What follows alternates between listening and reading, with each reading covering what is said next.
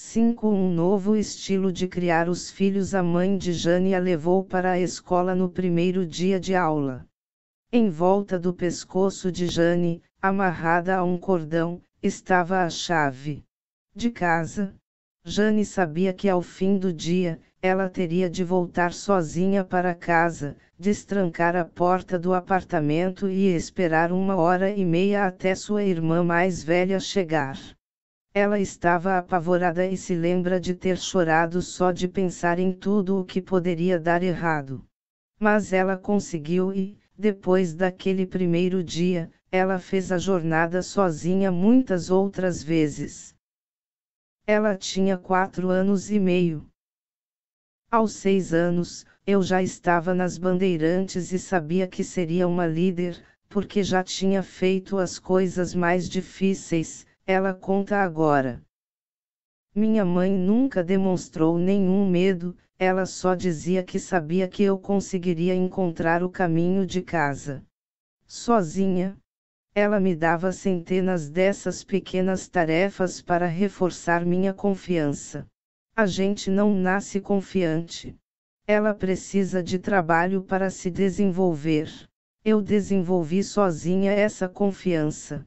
Quando ouvimos essa história, ficamos pasmas, para dizer o mínimo. Sozinha. Aos 4 anos e meio. Tudo poderia ter acontecido. Quem é que cria os filhos desse jeito? Talvez quem sabe criar filhos confiantes. Estávamos começando a perceber que, para desenvolver a verdadeira confiança, precisamos de um tipo radicalmente novo de cuidados, para nós mesmas e para nossos filhos. A confiança requer mais do que meros elogios, carinhos e abraços e facilitar as coisas para eles, e para nós mesmas. Requer mais do que meramente tentar tirar boas notas e buscar a perfeição. Nada disso está dando certo, pelo menos não para as mulheres e as meninas. A conclusão da história de Jane sugere que a mãe dela pode lhe ter feito um grande favor. Jane Vulvan, hoje uma mulher crescida, é a fundadora da Dermalógica, empresa de produtos de cuidados com a pele. Embora tenha nascido na Grã-Bretanha, fez um grande sucesso nos Estados Unidos, com um pouco de ajuda e muita determinação, e hoje mora em Los Angeles com o marido e 2 filhas adolescentes. Há 20 anos, sua confiança lhe possibilitou correr um grande risco. Depois de incontáveis pedidos de empréstimo rejeitados, ela investiu tudo o que tinha, $14.000, na empresa que viria a se tornar uma marca global e um negócio multimilionário com mais de 50 escritórios pelo mundo. Como Vulvan diz, com um sorriso, nada mal para uma menina que só tinha feito um curso de cosmetologia numa cidadezinha da Inglaterra. A pequena Christine enfrentou um desafio similar e uma responsabilidade ainda maior. Aos 4 anos, ela era encarregada de tomar conta dos irmãos mais novos. Quando seus pais tinham planos de sair em Le Havre, a cidade no norte da França, onde moravam, eles simplesmente diziam: "Vamos sair, cuide dos seus irmãos." Ela nos contou de uma noite em que seus pais foram para um show e a deixaram no comando. Eles disseram que voltariam às 11. Passadas as 11 horas, os pais ainda não tinham voltado. Ela acendeu todas as luzes da casa para não ficar com medo e foi para o andar de cima ver se o bebê estava bem. Finalmente seus pais chegaram em casa e a encontraram deitada confortavelmente lendo um livro de histórias no quarto do irmão. Não havia razão para entrar em pânico, os pais pensaram, e simplesmente decidiram dar uma esticada depois do show, por que não? Tudo o que a Christine de 4 anos disse foi: vocês atrasarão. Atrasaram um pouco. Hoje, Christine Lagarde, diretora-geral do FMI, dá risada do absurdo de seus pais deixarem uma menina tão pequena tomando conta do bebê. Ninguém duvida, no entanto, que pais de outra geração e também de outras culturas proporcionaram uma criação mais distanciada que, em muitos aspectos, beneficiou mais os filhos do que toda a interferência e até intromissão envolvida no estilo americano moderno. Lagarde diz, com plena convicção, que, com isso, seus pais criaram um ciclo de desafios, responsabilidade e sucesso que ajudou a moldar a confiança que hoje ela aplica no cenário mundial. E suas obrigações não se limitavam a tomar conta dos irmãos. Quando Christine tinha 16 anos, sua mãe a largou na beira da estrada para ir de carona até Lyon, a 6 horas de carro dali, para visitar alguns amigos. Aos 20 anos, Christine foi enviada sozinha para os Estados Unidos, munida apenas de uma passagem de avião e o dinheiro para o ônibus intermunicipal. Ela me equipou com aquele senso de você consegue. E Christine de fato conseguiu. Não estamos defendendo uma política de deixar bebês sozinhos em casa e, verdade seja dita, nós mesmas não somos grandes fãs da ideia de deixar crianças de 4 anos tomando conta dos irmãos mais novos, mesmo se isso for uma enorme injeção de confiança. Mas deu para pegar a ideia. Contamos essas histórias instigantes para lhe dar uma chacoalhada enquanto explicamos o novo estilo de criação de filhos. Porque, para que se crie uma confiança duradoura, nosso estilo de cuidados dos filhos precisa ser mais duro e se desvencilhar daquela imagem vaga e cordial. Pense assim, grande parte do que os pais foram orientados a enfatizar nos últimos 20 anos, com base no movimento da autoestima, foi um equívoco e gerou autoestima e confiança frágeis. As crianças são recompensadas por qualquer coisa, e não por verdadeiras realizações. Meninas e mulheres expressam mais insegurança que meninos e homens, mas o estilo moderno de criação de filhos criou uma confiança vazia para os dois sexos, já que em geral dá às crianças pouca responsabilidade combinada a um excesso de elogios e prêmios. As crianças são privadas de adversidades e da chance de falhar. É o contrário do tipo de cuidados parentais que mulheres de sucesso como Lagarde e Vourvand receberam. De certa forma, a falsa confiança é ainda mais prejudicial que a autoestima vazia, lembrando que a confiança diz respeito à capacidade e domínio de algo. Se você acredita que é capaz de fazer algo, mas na verdade não é, e se você não for mais uma criança superprotegida, o choque de realidade pode ser bem doloroso. Isso não é o mesmo que manifestar um pouco de excesso de confiança, do tipo que Cameron Anderson diz que pode ser benéfico. Estamos falando de um abismo escancarado que tem o potencial de levar a problemas concretos. Hoje em dia, um grande número de empregadores relata que muitos recém-formados, por exemplo, acham que podem ir direto da faculdade para o sucesso e que merecem todos os empregos aos quais se candidatam e todas as mordomias imagináveis. Uma análise mais aprofundada revelará que a confiança desses jovens na verdade é extremamente frágil, porque é muito pouco fundamentada na experiência ou na realidade. Eles podem parecer muito espertos, mas basta um empurrãozinho para desabarem de cara no chão. E os pais têm uma enorme responsabilidade quanto a isso. 2. No passado, a gente ganhava confiança por tentativa e erro, e ia aprendendo com o tempo. Eu acerto na maioria das vezes, sou capaz de fazer as coisas, diz o psicólogo Richard Pett. Hoje em dia, as crianças recebem elogios dos pais, que acham que estão reforçando a autoconfiança dos filhos, mas na verdade só estão cedendo aos desejos de crianças que não fizeram muito para merecer os elogios, porque esses mesmos pais impedem sua preciosa prole de perder, errar e arriscar. Em algum ponto. Normalmente depois que os filhos saem do ninho superprotetor e encaram o grande e frio mundo do trabalho, a realidade intervém. As coisas ficam objetivas, e as pessoas lhe dizem quando você era. Não é tudo um mar de rosas, diz Pett. A escola das cabeçadas e o gama então, qual é a fórmula mágica? Para variar, encontramos uma clareza e um consenso surpreendentes.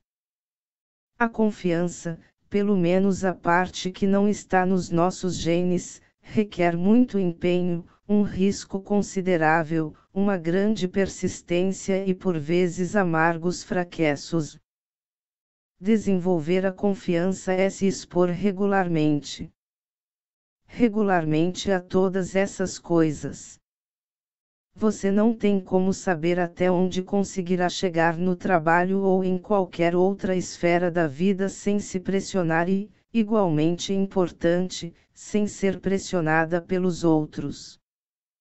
Ganhar confiança implica sair da sua zona de conforto, enfrentar contratempos e, com determinação, levantar-se, sacudir a poeira e seguir em frente. Talvez todo mundo tenha amolecido um pouco no pós-guerra, na geração dos baby boomers, e chegou a hora de endurecermos para não sermos tão sensíveis e desenvolvermos mais resiliência, porque nossa investigação claramente nos mostrou que suportar alguns golpes duros, sobretudo no início da vida, é o caminho mais rápido e eficaz para a confiança. Nansok Park, psicólogo da Universidade de Michigan especializado em otimismo, diz que, em geral, a melhor maneira de desenvolver a confiança em crianças é lhes proporcionar uma exposição gradativa aos riscos. 3. Mas sem traumatizá-las. As crianças devem ser expostas a situações de risco, mas com muito cuidado. Não as jogue no meio do lago. Ensine-as a fazer as coisas, dê oportunidades a elas e fique disponível para quando elas precisarem de orientação. Quando elas conseguirem, comemorem juntos e conversem sobre o que deu certo. Se elas fracassarem, fale sobre o que elas fizeram certo, com ênfase na ação, mas também sobre o que elas podem aprender com a experiência e como melhorar da próxima vez. Fracasso. Aí está. O fracasso é o parceiro crucial e mais assustador da confiança. O fracasso é um resultado inevitável de correr riscos e é essencial para desenvolver a resiliência. Segundo Pett, todo mundo precisa fracassar mais. Basta assistir a um episódio de American Idol.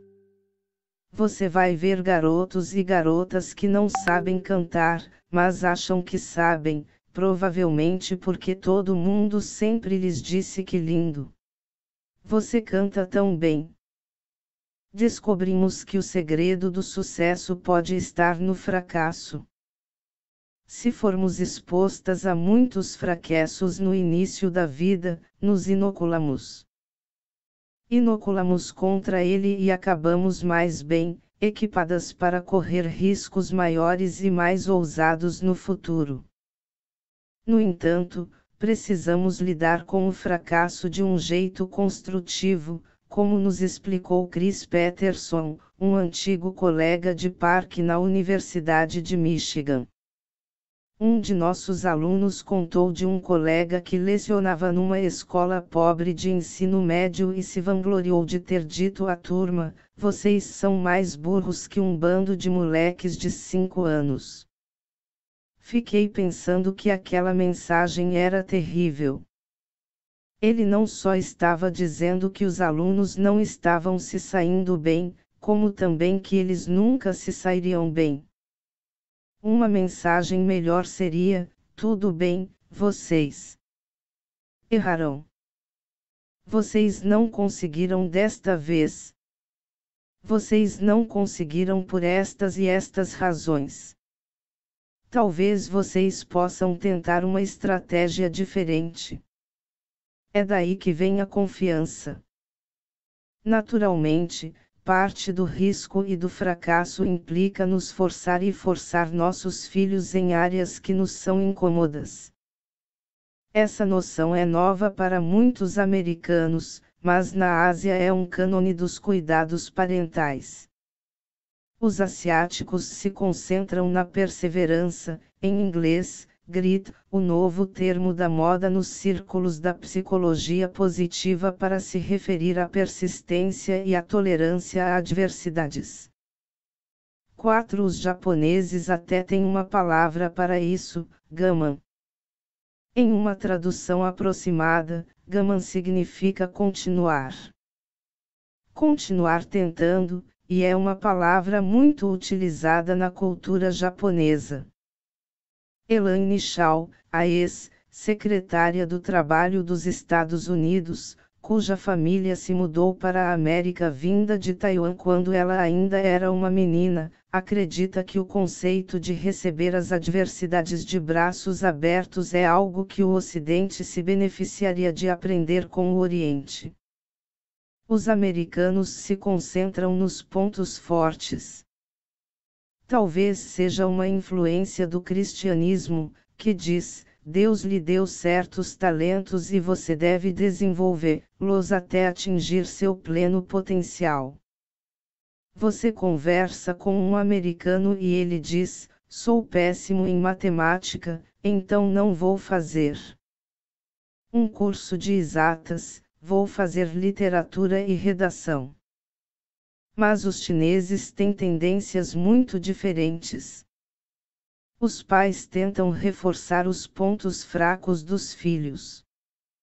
Se a criança é ruim em matemática, os chineses se concentram em melhorar as habilidades da criança nessa área. Como imigrante, Chao teve uma infância repleta de solavancos, uma infância que, como acharíamos antes de nossas pesquisas, seria mais traumatizante que enriquecedora. Ela é a mais velha de 6 meninas. Seu pai fugiu de um pequeno vilarejo da China quando os comunistas assumiram o poder, e a família mudou-se para Taiwan, onde ele ganhou uma bolsa para estudar nos Estados Unidos. Foram 3 longos anos até ele juntar dinheiro suficiente para levar a jovem família para morar com ele. Durante esse tempo, sua mãe acabou sendo uma mãe solteira, e Chao entrou em cena para ajudar. Acho que a ordem de nascimento é fundamental. Eu sou a filha mais velha. Quando viemos à América, passamos por muitas dificuldades, ela nos contou. Meus pais dependiam de mim. Minhas irmãs dependiam de mim. Eu não tinha outra escolha a não ser tomar coragem e ir em frente. Quando Chao chegou ao bairro Nova Iorquino do Queens,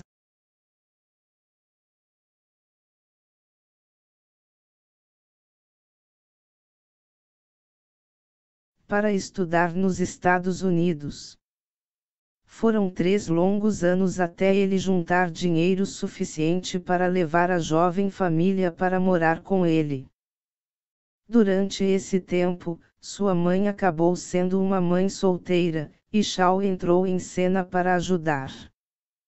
Acho que a ordem de nascimento é fundamental. Eu sou a filha mais velha. Quando viemos à América, passamos por muitas dificuldades, ela nos contou.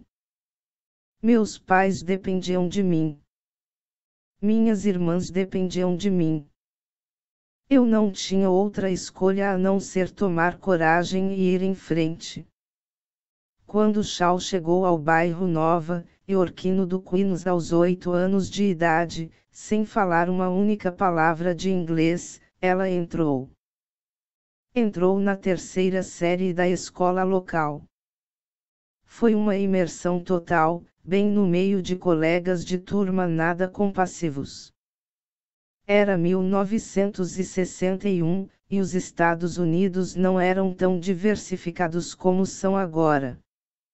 Os alunos eram basicamente negros ou brancos.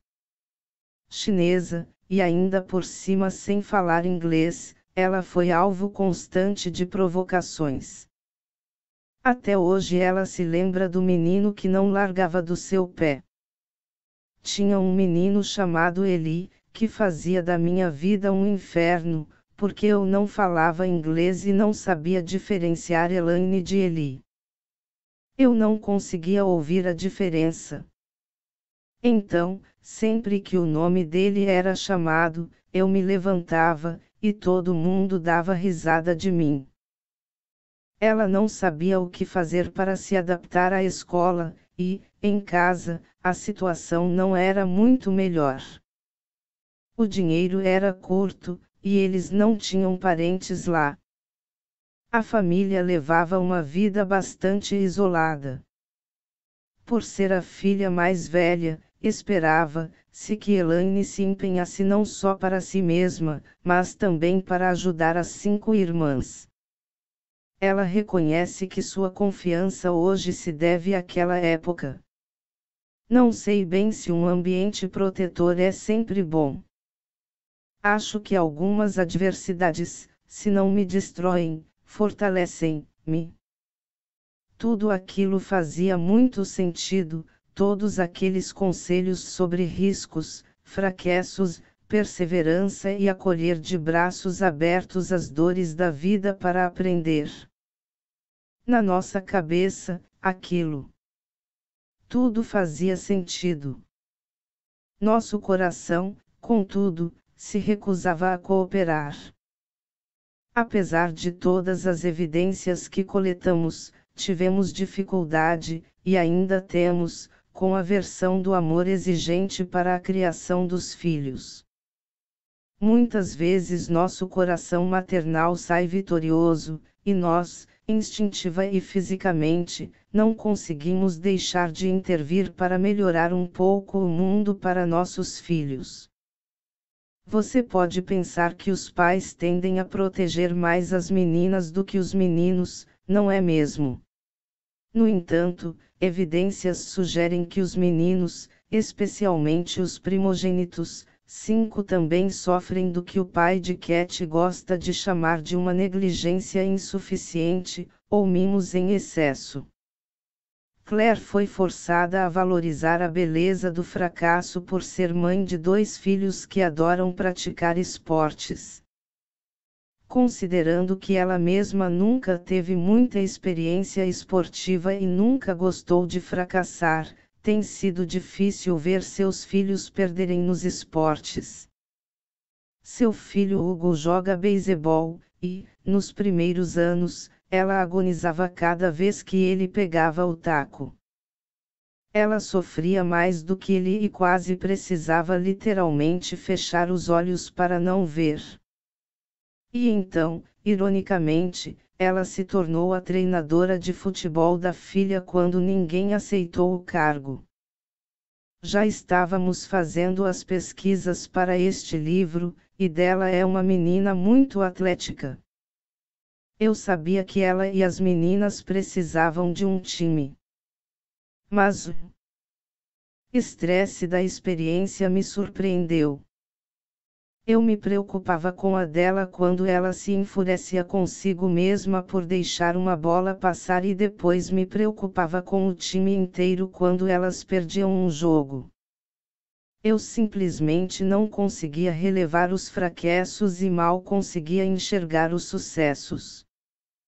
Finalmente, outro treinador sugeriu que Claire aceitasse a experiência como um todo, incluindo as derrotas, as dificuldades e tudo mais.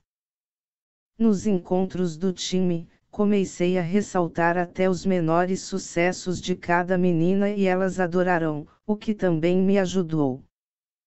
No fim do ano, elas já jogavam como pequenas feras no campo. Ela viu o filho passar anos se empenhando para melhorar sua tacada e fazer o teste para entrar no time que ele queria. Estou aprendendo tanto sobre fracassos, dificuldades e maestria quanto meus filhos, e agora está mais do que claro que eu precisava aprender essas lições. Pat Solis Doyle descobriu que os benefícios dos riscos e dos fracassos se estendem muito além da infância. 7 anos atrás, ela fez uma grande aposta. Ela tinha passado anos trabalhando para Hillary Clinton e aceitou a proposta de gerenciar sua campanha presidencial. Ela sabia que seria difícil, potencialmente sem grandes recompensas e talvez até desastroso, como costumam ser as campanhas políticas. Além disso, ela seria uma das poucas gerentes de campanha do sexo feminino e a primeira mulher hispânica a administrar uma candidatura presidencial. Os riscos eram enormes. Um ano depois, com projeções eleitorais abaixo do ideal, ela foi demitida. A demissão foi um golpe duríssimo, e ela saiu com grandes cicatrizes. Passou meses convencida de que nunca mais voltaria a trabalhar, mas aos poucos começou a aceitar os fatos. Olhando para trás agora, fico feliz de ter corrido aquele risco, ela nos contou. E depois ela riu, balançando a cabeça ao se lembrar daquela época. Agora, eu jamais teria sido capaz de pensar assim logo depois que perdi o emprego. De jeito nenhum. Nenhum. Pat Solis Doyle Elaine Shaw, percebi que o que não me destrói me fortalece. Eu aprendi muito com aquilo tudo. Aprendi como lidar com as críticas, aprendi que é possível perder e seguir em frente. Desde então, ela se recuperou politicamente do baque e abriu uma startup do setor financeiro voltada a comprar dívidas de governos estaduais. Ela não tinha qualquer experiência na área, mas decidiu tentar, ela disse, porque sabia que seria capaz de lidar com o fracasso tão bem quanto com o sucesso. Ela vendeu a empresa recentemente para uma grande corporação por um gordo lucro. O mito do talento, o ponto de partida para o risco, o fracasso, a perseverança e, no fim, a confiança, é um modo de pensar, uma mentalidade que Carol Dweck, professora de psicologia da Stanford, definiu de maneira espetacular nos seguintes termos: uma mentalidade de crescimento. 6. Vale a pena ler qualquer coisa que ela escreveu. Ela descobriu que as pessoas mais bem-sucedidas e realizadas sempre acreditam que podem melhorar, que ainda têm o que aprender. Vamos voltar ao exemplo de como homens e mulheres encaram suas habilidades matemáticas. A maioria das mulheres acha que suas habilidades são fixas, Dweck nos contou. Ou elas são boas em matemática, ou são ruins em matemática. O mesmo vale para uma série de outros desafios que elas tendem a enfrentar com menos frequência que os homens: liderança, empreendedorismo, falar em público, pedir aumentos, fazer investimentos financeiros e até estacionar o carro. Muitas mulheres acreditam que seus talentos nessas áreas são fixos, finitos e imutáveis. Já os homens, diz Dweck, acreditam que são capazes de aprender praticamente qualquer coisa. Confiança requer uma mentalidade de crescimento porque acreditar que as habilidades podem ser aprendidas leva a fazer coisas novas. Esse modo de pensar incentiva a arriscar e reforça a resiliência quando fracassamos. Dweck descobriu que a mentalidade de crescimento se relaciona a níveis mais elevados de confiança em garotas adolescentes. A mentalidade de crescimento pode nos ajudar a repensar os fracassos como experiências de aprendizagem cruciais. Cat imediatamente percebeu que se beneficiaria se pensasse um pouco mais como Dweck. Eu sempre presumi que era boa em algumas coisas, idiomas, criação dos filhos, e que era ruim em outras, negócios, esportes, administração, qualquer atividade que envolva uma bola, instrumentos musicais, computadores. A lista é longa. Meu maior remorso tem a ver com o empreendedorismo. Sempre admirei as pessoas que abrem empresas e eu teria adorado abrir meu negócio, mas nunca tive confiança para tentar. Não que eu ache que eu não seria boa nisso. Na verdade, acho que eu seria terrível, que não sou uma empresária nata. Eu me sinto bastante confiante lendo as notícias na TV, ao vivo, para milhões de espectadores todas as noites, mas entro em pânico só de pensar em abrir um negócio. Agora eu vejo, com base em todas as pesquisas que fizemos, que o único jeito de conseguir a confiança de que preciso seria meter a mão na massa com a cara e a coragem. E os livros de Dweck me ajudam a ver isso como um conjunto de habilidades que eu preciso desenvolver, e não como habilidades com as quais eu já nasci ou não. A chave para criar uma mentalidade de crescimento é começar pequeno. Pense em como você tende a elogiar a si mesma ou a seus filhos. Se você costuma elogiar uma habilidade dizendo você é tão inteligente ou você é tão bom no tênis, você é um atleta nato, você está incutindo uma mentalidade fixa. Se, entretanto, você diz você treinou bastante tênis, especialmente o saque, está incentivando uma mentalidade de crescimento. É importantíssimo distinguir talento de empenho. Se acreditarmos que de alguma forma recebemos, ao nascer, alguns talentos que não temos como controlar, temos menos chances de acreditar que podemos melhorar em áreas nas quais somos mais fracos. No entanto, quando o sucesso é medido pelo empenho e pelo aperfeiçoamento, entendemos que podemos controlar as habilidades, podemos optar por aprimorá-las. Essa forma de pensar incentiva a maestria.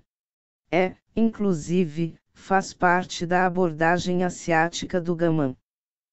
Elaine Shaw admite que pode ser duro forçar as crianças a se empenharem em uma área na qual elas jamais se destacarão, mas isso lhes possibilitará assumir o controle da autoconfiança.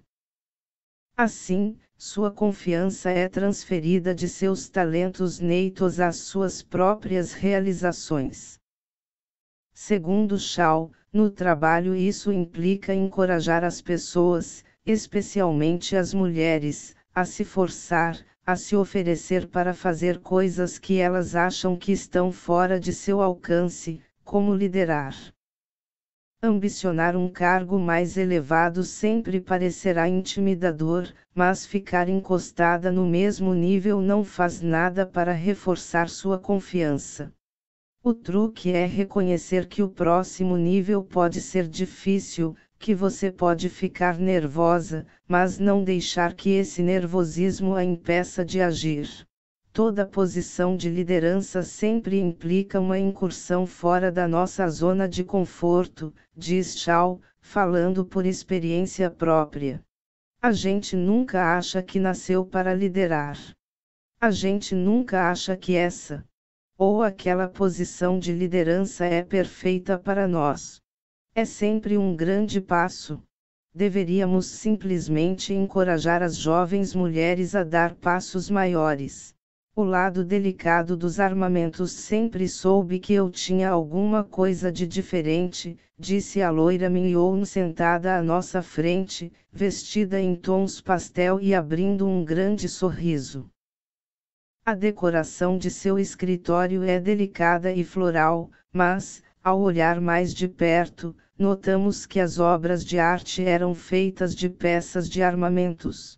Linda Hudson tem muita experiência em romper os padrões. Ela é a primeira mulher a liderar uma grande empresa do setor da defesa. Antes de se tornar a CEO da BAE Systems, ela foi a primeira presidente mulher da General Dynamics em toda a história da empresa. Ela também foi a primeira vice-presidente mulher da Martin Marietta, empresa de produtos químicos, aeroespaciais e eletrônicos, e a primeira diretora mulher da Ford Aerospace, o braço aeroespacial e de defesa comercial da Ford. Sua turma na Faculdade de Engenharia da Universidade da Flórida tinha só 2 mulheres, ela e mais uma. Não é de surpreender, portanto, que, no ensino médio, Hudson tivesse sido a primeira garota a fazer o curso de desenho técnico de peças. Ela não tem problema algum em ser diferente, apesar de afirmar que isso não quer dizer que sua trajetória tenha sido fácil. Ela se sentiu muito isolada na área mais masculina de todas. Afinal, ela brincou com sua franqueza característica: nós fazemos munições, tanques e coisas desse tipo. Ser diferente faz parte da história de todas as mulheres de enorme sucesso, ao menos pelo fato de haver poucas mulheres no topo.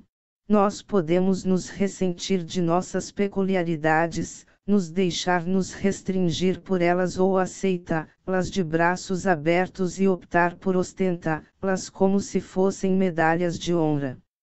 Quanto antes você aprender a correr o risco de se destacar, mais fácil será se defender em uma negociação tensa, exigir a responsabilidade de alta visibilidade que o seu colega do sexo masculino está querendo assumir ou fazer todas as outras coisas que não se encaixam no estereótipo de uma garotinha doce e boazinha. Caroline Miller, autora e psicóloga especializada em confiança e otimismo, diz que a disposição de ser diferente é crucial para a confiança. É mais que apenas saber correr riscos e fracassar, apesar de isso também ser essencial, diz ela. A confiança resulta de sair da sua zona de conforto e se empenhar para atingir metas determinadas pelos seus próprios valores e necessidades. Metas que não são decididas pela sociedade. Essa descoberta transformou a vida de Miller. Na juventude, ela sofreu de bulimia. Uma das melhores alunas de Harvard, ela conseguiu um emprego bem remunerado no mercado financeiro e guardou seu segredo a 7 chaves. Finalmente, em meio a uma grande crise, ela pediu ajuda e mais tarde veio a público com seu primeiro livro, My Name is Caroline, um relato realista e honesto de sua doença.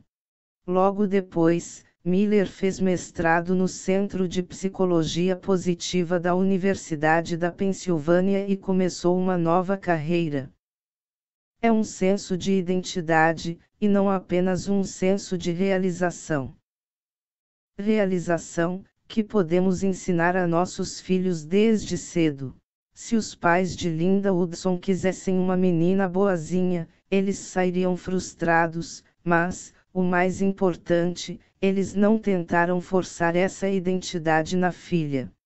Ela se descreve como uma moleca de rua que cresceu preferindo jogar basquete com os meninos a dançar balé com as meninas. Sua matéria preferida na escola era matemática. Ela diz que seus pais nunca a pressionaram para ser qualquer outra coisa além do que ela queria ser. Hudson diz que nunca se interessou em tentar fazer as pessoas gostarem dela. Ela queria respeito. Ela também agradece seus pais por isso. Seus pais eram professores.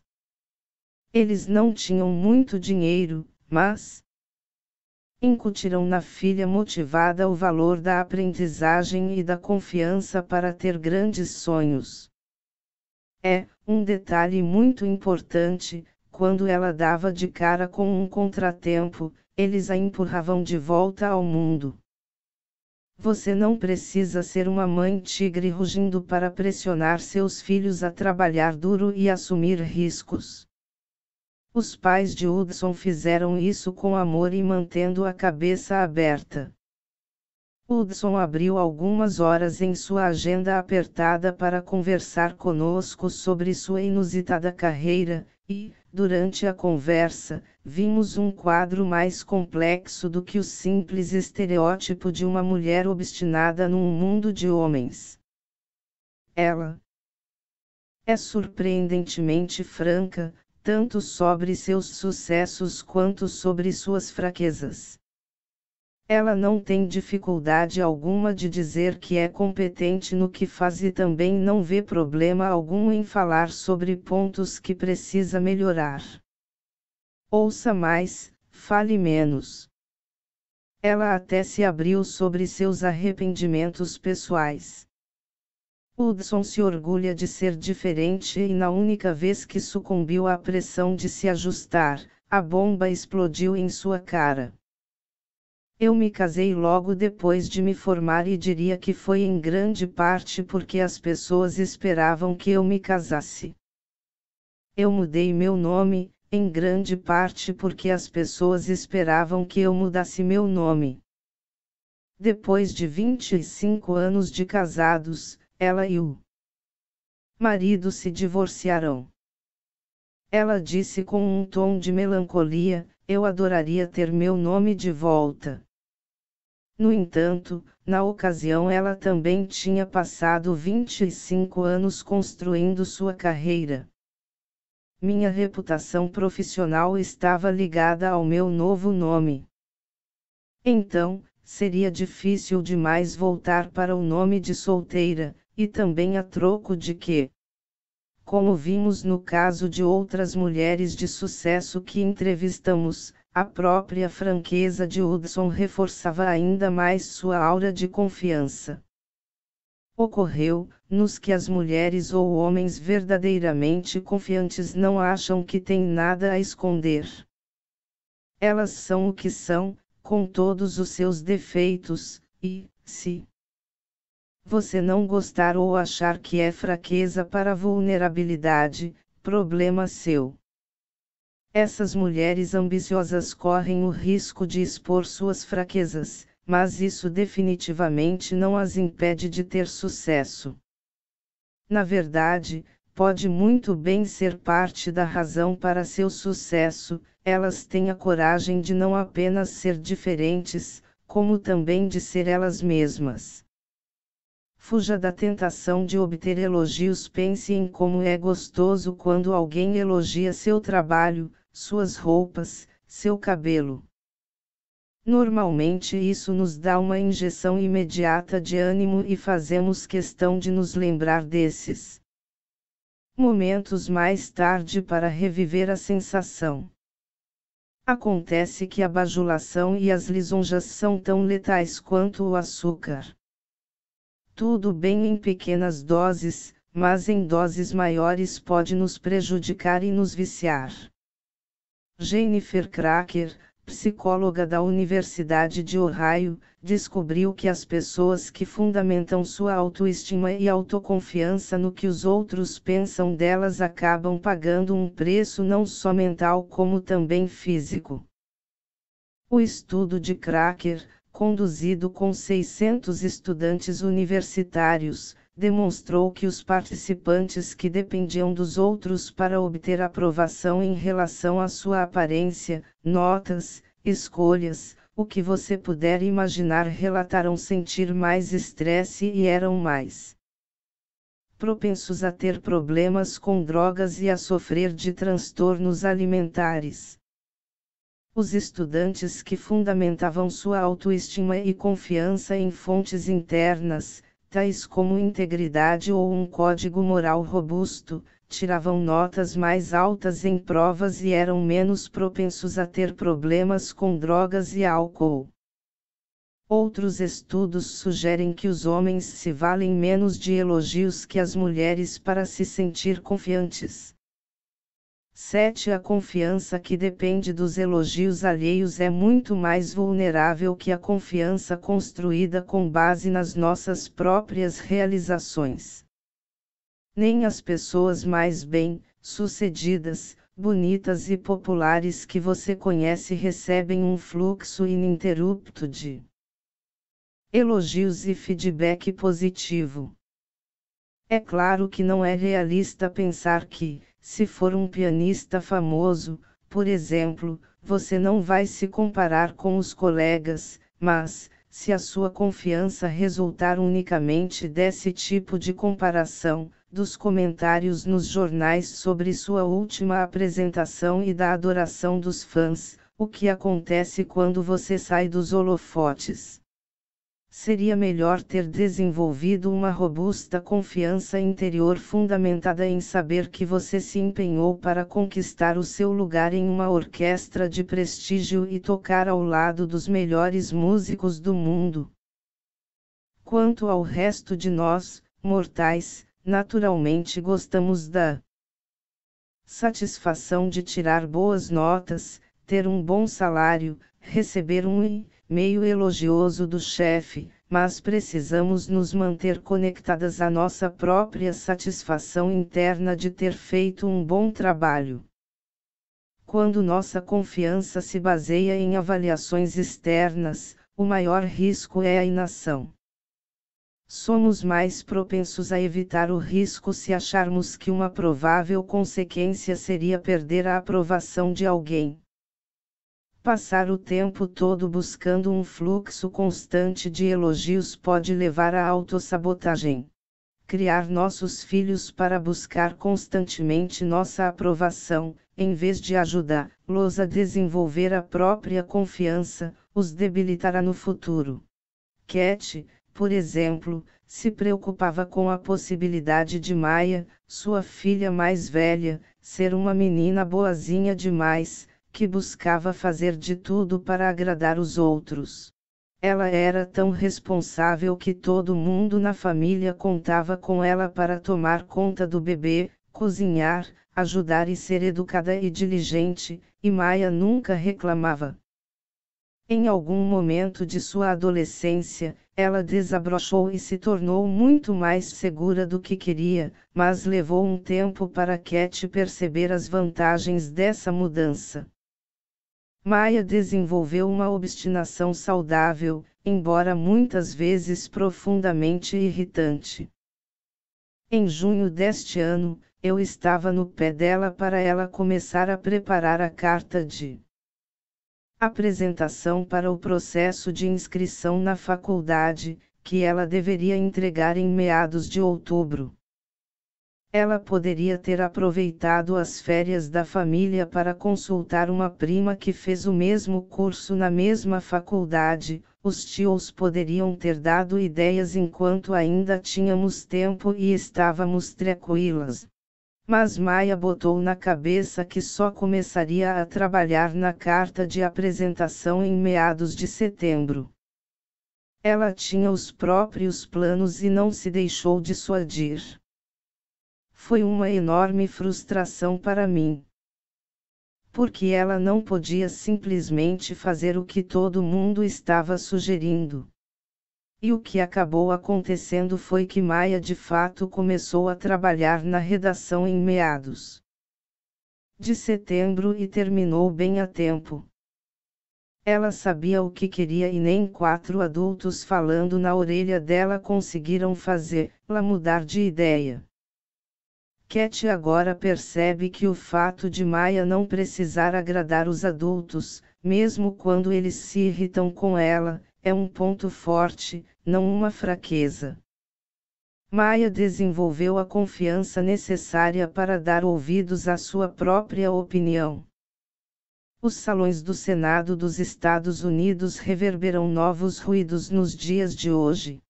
Cada vez mais, os pisos de mármore reluzente ecoam com as batidas vigorosas de saltos altos. A entrada de um número recorde de senadoras mulheres, no momento 20 delas, significa que esse bastião de homens grisalhos de sapatos conservadores de couro está sendo invadido pela presença feminina. No escritório 478, ao final de um longo corredor do edifício Russell, nos encontramos com uma das mais novas integrantes do Senado americano, Kirsten Gillibrand, senadora júnior do estado de Nova York. A senadora Gillibrand transpira confiança. É uma mulher impecavelmente bem arrumada, ostentando uma elegância refinada e sóbria ao estilo de Manhattan, até seus cabelos loiros parecem treinados para serem estilosos e arrumadíssimos. Seu nome já consta de projetos de leis de alta visibilidade e seu rosto já é comum em programas de TV. Os entendidos dizem que ela tem potencial para chegar à presidência. Essa mulher de 48 anos, mãe de 2 filhos, é uma estrela democrata em ascensão. Na tranquilidade de seu escritório azul, claro, Gillibrand, que concorreu a um cargo na Câmara pela primeira vez quando tinha 38 anos, confessou que nem sempre foi tão segura. Eu só tive a confiança para concorrer a um cargo público depois que passei uns 10 anos trabalhando como voluntária nas campanhas dos outros, ela contou, rindo. O que a impedia foi o que ela descreve como aqueles problemas de insegurança que tantas mulheres conhecem tão bem. Será que dou conta do recado? Será que aguento o tranco? Será que tenho força para encarar o desafio? Será que sou inteligente o suficiente? Será que sou qualificada? É difícil acreditar que aquela mulher, envolvida em batalhas legislativas com as mais elevadas patentes militares e que enfrentou o lobby dos armamentos, um dia tenha acreditado que lhe faltava perseverança ou inteligência. Foi então que Gillibrand começou a listar tudo o que fez para desenvolver a confiança e concorrer ao Congresso: anos de trabalho voluntário não remunerado, aulas à noite e nos fins de semana e cursos de oratória. Logo ficou claro que ela havia tomado uma decisão deliberada de enfrentar suas inseguranças. Jane Vourvand, Christine Lagarde e Elaine Chao começaram a aprender suas lições de autoconfiança cedo na vida, com pais que sem querer colocaram responsabilidades geradoras de confiança sobre seus pequenos ombros. Mas nunca é tarde demais para você encontrar a própria confiança. Como Patty Solis Doyle, Caroline Miller e tantas outras mulheres com quem conversamos, Gillibrand é uma prova viva disso. Ela usou a mesma lista que vínhamos detalhando, ela assumiu riscos, foi persistente, se empenhou e até fracassou. E deu certo? Tudo o que ela não herdou, ou absorveu na infância, ela mesma criou. Tivemos uma série de revelações durante as pesquisas deste livro. Não esperávamos descobrir um claro vínculo genético com a confiança. Não achávamos que a diferença entre os sexos seria tão grande quanto realmente é ou que o funcionamento fisiológico do cérebro feminino fosse diferente. Uma coisa de que tínhamos relativa certeza, que a confiança é em grande parte adquirida na infância, se demonstrou equivocada. E nunca passou pela nossa cabeça que poderíamos nos sentir tão mal tentando cultivar alguma confiança nos nossos filhos.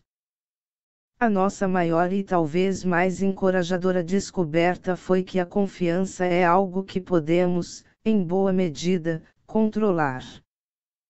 Todas. Nós podemos decidir, a qualquer momento da vida, criar mais confiança, como fez a senadora Gillibrand.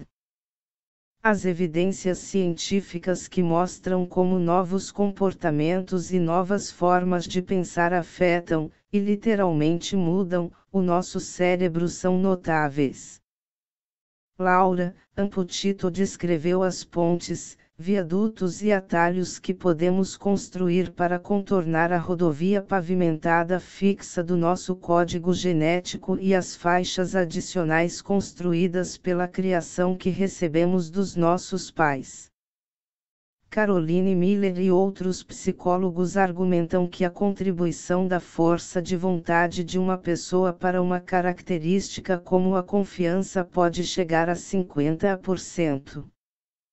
8. Isso significa que todas nós, mesmo já adultas, podemos escolher ser confiantes, entrar em ação, e ver o resultado. Essa ideia de confiança como uma escolha abre portas em todas as direções. Todo mundo em algum momento, em alguma circunstância, sente-se tentado a dizer eu não sou capaz, não consigo fazer isso. Todo mundo já ouviu alguém dizer minha mãe não me elogiou o bastante ou ninguém na minha família é muito confiante. No entanto, quando damos o controle por perdido, considerando a confiança como um mero golpe do destino genético ou ambiental, estamos fechando possibilidades que poderiam revolucionar nossa vida. Não precisamos ficar presas nesse padrão de insegurança e dúvida sobre a nossa capacidade. Basta nos forçar a sair da inércia e agir, mesmo num mundo de homens. Neste ponto, contudo, o caminho fica árduo. Não é possível meramente escolher ter confiança e simplesmente deixar de pensar a respeito enquanto sua vida inteira se transforma num passe de mágica. Sem dúvida não é tão simples quanto pressionar um botão para incluir a autoconfiança na sua lista de atributos. Não existe uma receita encantadoramente fácil para desenvolver a confiança. Quando dizemos que a confiança é uma escolha, o que queremos dizer é que se trata de escolher agir, ou fazer, ou decidir. Mesmo se você só leu este capítulo, já sabe que construir a confiança requer um trabalho duro e deliberado, mas não temos dúvida de que é viável. E se você relaxar? E se você optar por não se empenhar completamente para expandir a sua confiança? Aquela nebulosa imagem no espelho, o espelho que em geral mostra aos homens o que eles querem ver, pode nunca entrar em foco para você. Voltemos ao trabalho de Zachary Estes, o psicólogo que conduziu aqueles testes espaciais computadorizados em homens e mulheres. Os resultados não poderiam ser mais diretos, ou mais relevantes, para esse problema. O que impedia as mulheres não era a sua capacidade concreta de fazer os testes. Elas eram tão capazes quanto os homens. O que as impedia era a escolha que fizeram de não tentar. Quando as perguntas eram difíceis e as mulheres duvidavam de sua capacidade, elas se resfriavam. Os homens não têm esses freios internos. Eles apenas seguiram adiante e responderam às perguntas da melhor forma possível. Se você optar por não agir, tem poucas chances de sucesso. Além disso, quando escolhe agir, você será capaz de atingir o sucesso com mais frequência do que imagina. Quantas vezes na vida evitamos fazer alguma coisa porque achamos que não vai dar certo? Será que o fracasso é realmente pior do que não fazer nada? E quantas vezes teríamos sucesso se tivéssemos decidido tentar? Olhe a seu redor. Normalmente não é a incompetência que impede a maioria de nós de fazer essa escolha. O obstáculo é uma percepção distorcida da nossa capacidade. É como se usássemos a ferramenta preditiva de Adam Kepex, mas uma ferramenta não calibrada, que não nos dá leituras precisas e que é, portanto, perigosa. Quando cedemos às crenças negativas sobre o que somos e o que não somos capazes de fazer, não encaramos obstáculos que superaríamos facilmente e com os quais poderíamos aprender. Não estamos fazendo as coisas básicas, que em pouco tempo podem criar confiança quase que automaticamente. Temos, contudo, o poder de recalibrar nossa bússola da confiança e, com ela, nossas percepções e nosso apetite ao risco. Então, como Sheryl Sandberg argumenta, precisamos fazer acontecer. Precisamos agir, em vez de nos segurar. E isso significa, como sabemos agora, que temos de estar prontas para agir de maneiras que muitas vezes vão contra nossos instintos mais básicos.